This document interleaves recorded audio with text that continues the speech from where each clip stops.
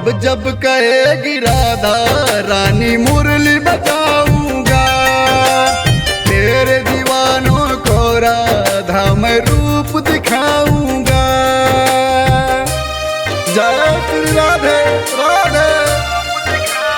हो जब जब कहेगी राधा रानी मुरली बजाऊंगा, तेरे दीवानों को राधा मैं रूप दिखाऊंगा। यह रूप दिखाऊंगा, जहाँ तेरा फोटो होगा वही मेरा धाम है। राधे तू तो मेरी जान है, राधे तू तो मेरी जान है।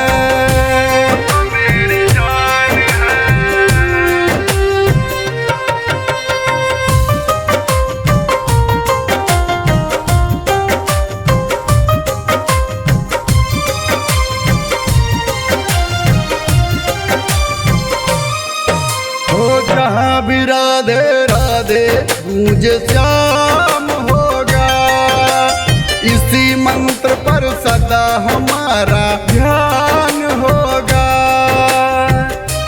जय श्री राधे।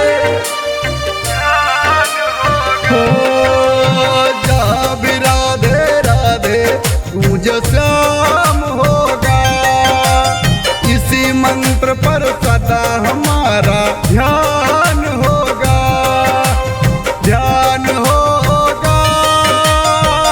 कान्हा का सवेरा तू है, तू ही मेरी शाम है। राधे तू तो मेरी जान है, श्री राधे तू तो मेरी जान है।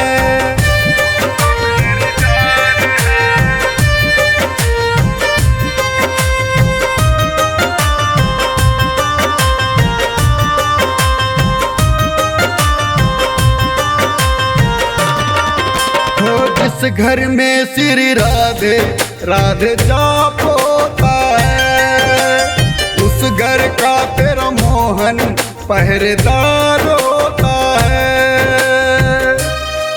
जय श्री राधे।